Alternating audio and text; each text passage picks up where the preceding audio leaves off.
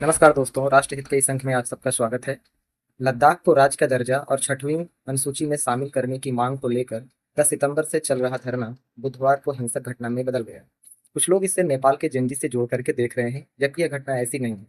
दरअसल अनुच्छेद 370 के हटने से और 31 अक्टूबर 2019 को जम्मू कश्मीर और लद्दाख के केंद्र शासित प्रदेश के रूप में आने से ही यह मामला तूल पकड़ता रहा है कि लद्दाख को राज्य का दर्जा दे दिया जाए और इसे छठवीं अनुसूची में शामिल किया जाए। और इसके लिए केंद्र सरकार ने लद्दाख एपेक्स बॉडी को 6 अक्टूबर को उनकी मांगों को लेकर के एक हाई प्रोफाइल कमेटी की गठन भी किया है और उन्हें 6 अक्टूबर को बुलाया भी था। हालांकि यह मामला उससे पहले ही हिंसक घटना में तब्दील हो गया और प्रसिद्ध पर्यावरणविद सोनम वांगचुक ने अपने धरने को स्थगित कर दिया है। दरअसल छठवीं अनुसूची यह पूर्वोत्तर राज्य में शामिल 4 राज्यों असम, मेघालय, त्रिपुरा और मिजोरम की जनजातीय क्षेत्रों के प्रशासन के बारे में कहता है, जहां उन्हें विशेष प्रकार की स्वायत्तताएं दी गई हैं, जैसे कि वे अपने नियमों, कानूनों और मान्यताओं के हिसाब से नियम बना सकते हैं। संसद या राज्य विधानमंडल द्वारा पारित कोई भी अध्यादेश उन पर या तो लागू नहीं होता है या तो काफी फेरबदल और संशोधन के बाद ही उसमें लागू किया जाता है। हालांकि राज्यपाल वहाँ के प्रशासक और निरीक्षक होते हैं, फिर भी उन्हें कई तरह की स्वायत्तताएं प्रदान की जाती है। तो लद्दाख में भी उसी तरह की मांग छठवीं अनुसूची में शामिल करने को लेकर के हो रही।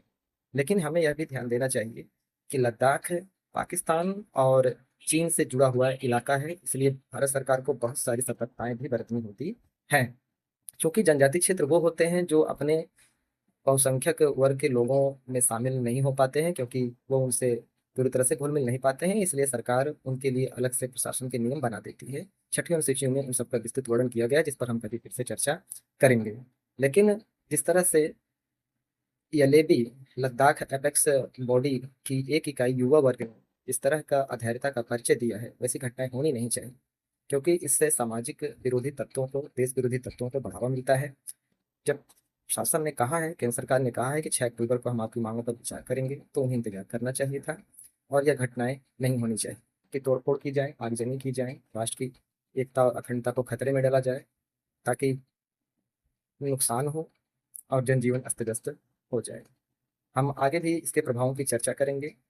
दरअसल लद्दाख अभी इस समय एक केंद्र शासित प्रदेश के रूप में है और वहाँ पर मांग है कि इसे राज्य का दर्जा दिया जाए और इसकी खुद की एक लोक सेवा आयोग हो और लोकसभा की 2 सीटें यहाँ पर दी जाए। वहाँ पर विधानसभा की सीटें कोई नहीं है। हालांकि सिर्फ दिल्ली को छोड़ करके केंद्र शासित प्रदेश कोई भी हो, वहाँ पर विधानसभा की सीटें नहीं है। पुदुचेरी में भी है, दिल्ली और पुदुचेरी के अलावा कहीं पर नहीं है, तो वहाँ पर विधानसभा की सीटें नहीं है।